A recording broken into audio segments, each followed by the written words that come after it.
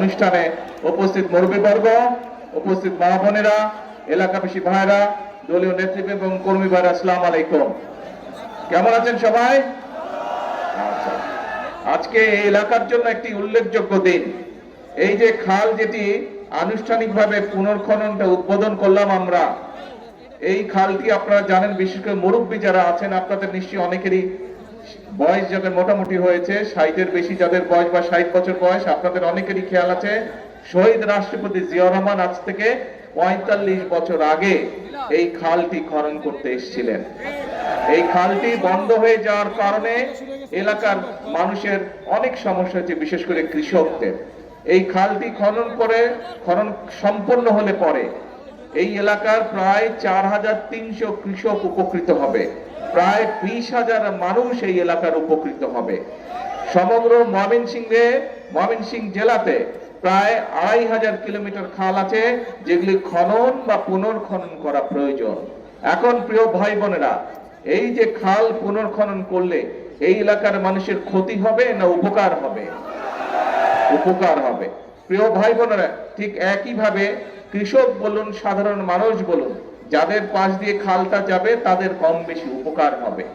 এই যে আপনারা যে বিএনপি কে ভোট দিয়ে সরকার গঠন করেছেন, আমাদের লক্ষ্যই ছিল, আমাদের উদ্দেশ্যই ছিল যে আমরা সরকার গঠন করতে সক্ষম হলে আমরা এরকম খাল খনন করব। আমাদের লক্ষ্যই ছিল যে আমরা সরকার গঠন করতে সক্ষম হলে আমরা নারীদেরকে স্বাবলম্বী করার জন্য মায়েদের হাতে আমরা পরিবার ভিত্তিক মায়েদের হাতে আমরা ফ্যামিলি কার্ড তুলে দেব। সেটির কাজও আমরা শুরু করছি। নিশ্চয়ই আপনারা খবরে দেখেছেন না? আমরা বলেছিলাম শুধু কৃষকদেরকে খাল খননেরা কৃষকদেরকে সহযোগিতা করার জন্য, যাতে বছরে অন্তত একবার হলেও তাদেরকে সরাসরি ভাবে আমরা সহযোগিতা করতে পারি, সেই জন্য আমরা ফ্যামিলি কার্ডের মতন কৃষক ভাইদের কাছে কৃষক কার্ডও দেব। সেটির কাজে আলহামদুলিল্লাহ আমরা শুরু করেছি।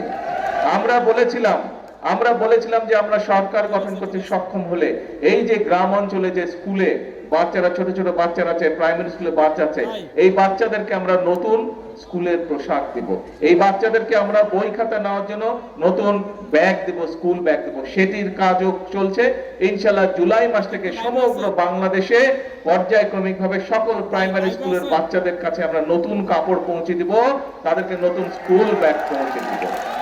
প্রিয় ভাই বোনেরা, আমরা বলেছিলাম যে আমরা সরকার গঠন করতে সক্ষম হলে আমরা এই যে এলাকায় বিভিন্ন মসজিদ, মাদ্রাসা আছে, অন্য ধর্মীয় প্রতিষ্ঠান আছে, এইখানে যারা ব্যক্তি আছেন, মুসলমানদের ইমাম খতিব আছেন মসজিদ মাদ্রাসায়, অন্য ধর্মের যে ধর্মীয় গুরু আছেন, তাদের জন্য আমরা সম্মানের ব্যবস্থা করব।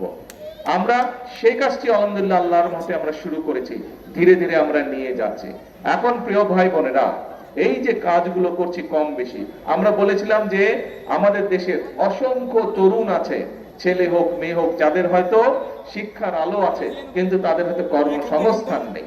আমরা বলেছিলাম যে আমরা সরকার গঠন করতে পারলে আমরা ধীরে ধীরে আমরা সমগ্র বাংলাদেশে যে আমাদের ভোকেশনাল ইনস্টিটিউশন আছে এগুলোকে জোরদার করব। প্রয়োজন হলে আমরা নতুন ব্যবস্থা নেব, যাতে করে আমাদের ছেলেরা, আমাদের মেয়েরা টেকনিক্যাল নলেজটা তারা পেতে পারে এবং দক্ষ মানুষ হিসেবে গড়ে উঠতে পারে। ফলে দেশেই হোক বিদেশি হোক, যাতে করে তারা কর্মসংস্থানের ব্যবস্থা করতে পারে। এই কাজও পর্যায়ক্রমিক ভাবে আমরা শুরু করেছি। এখন প্রিয় ভাই, আচ্ছা নতুন চিঠিটা না, এখন প্রিয় ভাই বোনেরা,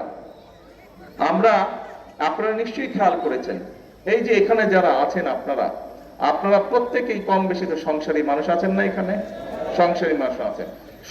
সংসার যখন চলে, সংসারে তো বিভিন্ন রকম সুবিধা অসুবিধা, বিপদ আপদ আসে না? বিপদ আপদ আসে। স্বাভাবিকভাবে দেশও একটা পরিবারের মতন, একটা পরিবারে হয়তো 5 জন 7 জন বা 8 জন 10 জন মানুষ থাকে, কিন্তু এই যে বাংলাদেশ নামক বিশাল পরিবার, এই পরিবারে প্রায় 20 কোটি, এই পরিবারের সদস্য সংখ্যা হচ্ছে প্রায় 20 কোটি। এই 20 কোটি পরিবারের জন্য, এই 20 কোটি মানুষের পরিবারের সদস্যের জন্য ফ্যামিলি কার্ড ব্যবস্থা করা, এই 20 কোটি পরিবারের মানুষের জন্য কৃষক কার্ডের ব্যবস্থা করা, এই 20 কোটি পরিবারের মানুষের জন্য যার এর মধ্যে যারা ইমাম খতিব আছেন তাদের জন্য বিভিন্ন ব্যবস্থা করা। এই 20 কোটি মানুষের পরিবারে যে সন্তানরা আছে, এই যে বললাম প্রাইমারি স্কুলে, তাদের স্কুল ড্রেস তৈরি করা, সেটির ব্যবস্থা করা, স্কুল ব্যাগ তৈরি করা। এর বাইরেও এই 20 কোটি মানুষের জন্য চিকিৎসার ব্যবস্থা করা, এই 20 কোটি মানুষের জন্য শিক্ষার ব্যবস্থা করা, সন্তানদের শিক্ষার ব্যবস্থা করা, এগুলা কি একদিনে করা সম্ভব? একদিনে করা সম্ভব না। আপনার সংসারে বিভিন্ন রকম সুবিধা অসুবিধা থাকে। মানুষ 20 বছর, 25 বছর, 50 বছর, 60 বছর, 70 বছর সংসার করে, কিন্তু টুকটাক সমস্যা তারপরেও তো রয়ে যায়, তাই না?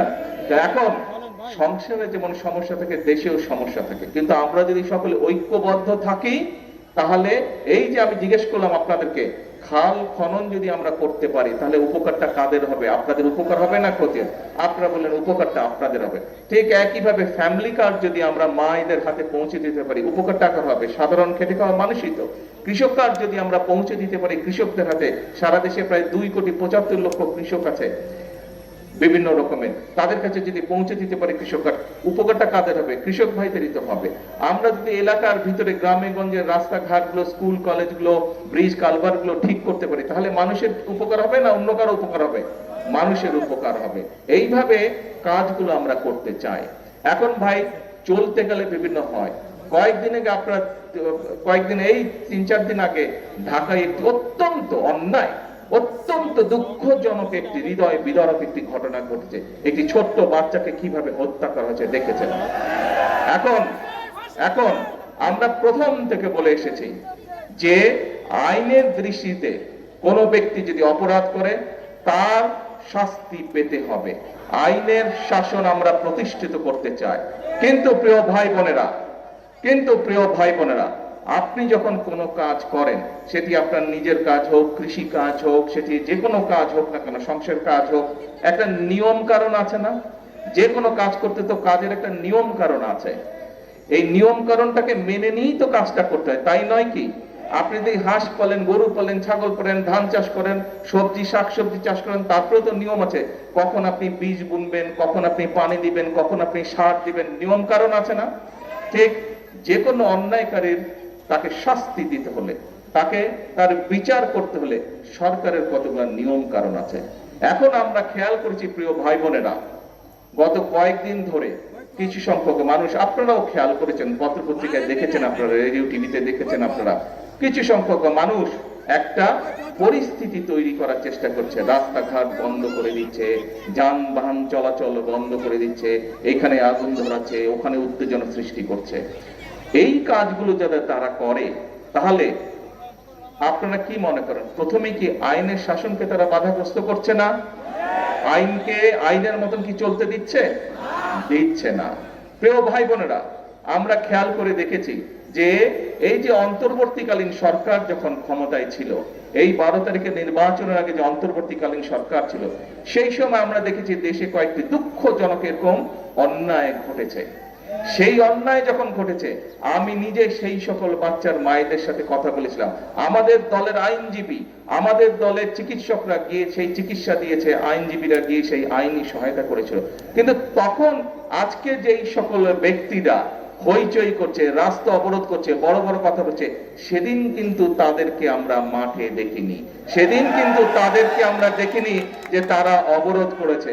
তাহলে কি আমরা ধরে নেব আজকে যেহেতু জনগণকে 12 তারিখের নির্বাচনে বাংলাদেশের জনগণ যেহেতু বিএনপিকে ভোট দিয়ে সরকার গঠন করতে ক্ষমতা দিয়েছে, সেই জন্যই তাদের জ্বালা হচ্ছে, এবং এই জ্বালার কারণেই তারা এই সব কর্মকাণ্ড করছে, তাই তো আমরা ধরে নেব, তাই নয় কি? আপনারা চিন্তা করে দেখেন প্রিয় ভাই বোনেরা, যারা এই রকম পরিস্থিতি তৈরি করতে চেষ্টা করছে, তারা কিন্তু কৃষককে নিয়ে কোনো কথা বলে না। যারা একটা ঘোলাটে পরিস্থিতি তৈরি করতে চেষ্টা করছে, তারা দেশের মানুষের কর্মসংস্থান নিয়ে কোনো কথা বলে না। যারা এই ধরনের পরিস্থিতি তৈরি করার চেষ্টা করছে, রাস্তাঘাট বন্ধ করে দিয়ে অবরোধ করার চেষ্টা করছে, তারা কিন্তু কৃষকের খাল কাটার কথা বলে না, তারা কৃষক কার্ডের কথা বলে না। যারা এই ধরনের অরাজক পরিস্থিতির সৃষ্টি করার চেষ্টা করছে, তারা কিন্তু ছোট ছোট গ্রামের মাসুম বাচ্চারা কিভাবে স্কুলে খালি পায় যায় সেই দিকে তাদের খেয়াল নাই, তাদেরকে নতুন পোশাক দেওয়ার কথা বলে না। প্রিয় ভাই বোনেরা, আজকে যারা দেশের এইরকম পরিস্থিতি তৈরি করতে চায় তাদের ব্যাপারে আপনাদেরকে সতর্ক থাকতে হবে, কারণ তারা অরাজক পরিস্থিতি সৃষ্টি করতে চাইছে। তারা যদি অরাজক পরিস্থিতি সৃষ্টি হয়, এই খাল কাটা বন্ধ হয়ে যাবে সারা বাংলাদেশে। ক্ষতিগ্রস্ত কে হবে? তারা যদি অরাজক পরিস্থিতি সৃষ্টি করে, তাহলে ফ্যামিলি কার্ডের যে বিতরণ, সেই বিতরণ বন্ধ হয়ে যাবে। ক্ষতিগ্রস্ত কে হবে?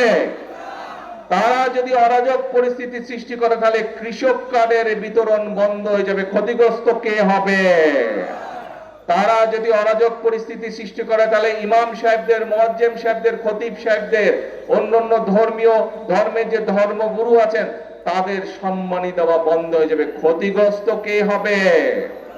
প্রিয় ভাই বোনেরা, তারা যদি অরাজক পরিস্থিতি সৃষ্টি করে রাস্তাঘাট বন্ধ করে, তাহলে গ্রামের বাচ্চাদেরকে যে আমরা নতুন স্কুল ড্রেস দিতে চাইছি, গ্রামের বাচ্চাদেরকে যে স্কুল ব্যাগ দিতে চাইছি, সেই প্রক্রিয়া বন্ধ হয়ে যাবে। ক্ষতিগ্রস্ত কে হবে? গ্রামের বাচ্চারা হবে। প্রত্যেকটি ক্ষেত্রে তাদের সেই অরাজক পরিস্থিতির কারণে ক্ষতিগ্রস্ত হবে গ্রামে বসবাসকারী খেটে খাওয়া মানুষ। প্রিয় ভাই বোনেরা, সেই জন্যই আজকে আমাদেরকে সতর্ক হতে হবে। আপনারা পত্রিকা পড়েন, আপনারা সোশ্যাল মিডিয়ায় যান, খবর নিয়ে দেখেন, ওই যে 5ই আগস্ট যাদেরকে দেশের, এই বাংলাদেশের মানুষ এই দেশ থেকে বিতাড়িত করে দিয়েছিল, এই এখন যারা অরাজকতা সৃষ্টি করতে চাইছে, খবর নিয়ে দেখেন, ওই 5ই আগস্টে যারা বিতাড়িত, তাদের সাথে এরা তলে তলে আবার খাতির শুরু করেছে।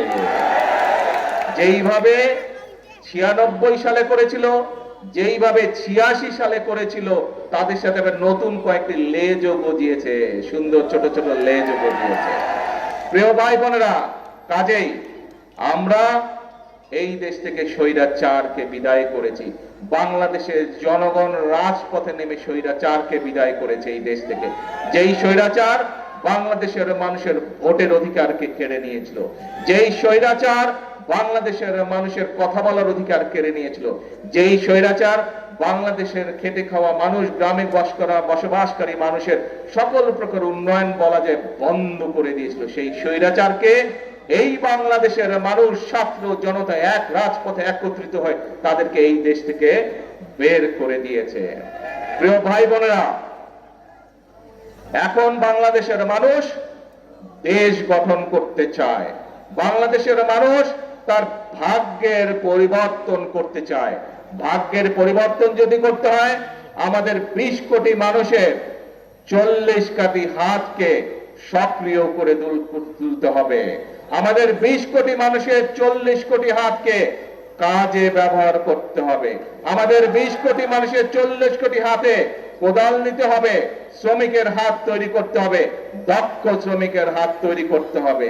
আমাদের 20 কোটি মানুষের 40 কোটি হাত দিয়ে নতুন ব্রিজ, কালভার্ট, স্কুল, কলেজ, হাসপাতাল তৈরি করতে হবে।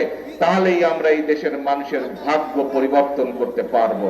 প্রিয় ভাই বোনেরা, আমি আজকে এই বক্তব্যে সংক্ষেপে বিএনপির পরিকল্পনা, দেশ নিয়ে, দেশের মানুষকে নিয়ে বিএনপি যে পরিকল্পনা, সেই পরিকল্পনার কথা আপনাদের সামনে তুলে ধরলাম। একই সাথে আপনাদের সামনে আমি তুলে ধরেছি কিভাবে কিছু লোক ষড়যন্ত্র করছে এই পরিকল্পনাগুলোকে ভেস্তে দেওয়ার জন্য। যে পরিকল্পনার কথা আমি আপনাদের সামনে তুলে ধরেছি, সেই পরিকল্পনাগুলো আপনারাই বলেছেন যদি এগুলো সফল হয়, কারা উপকৃত হবে? কারা? কি ভাই, কারা উপকৃত হবে এই পরিকল্পনা?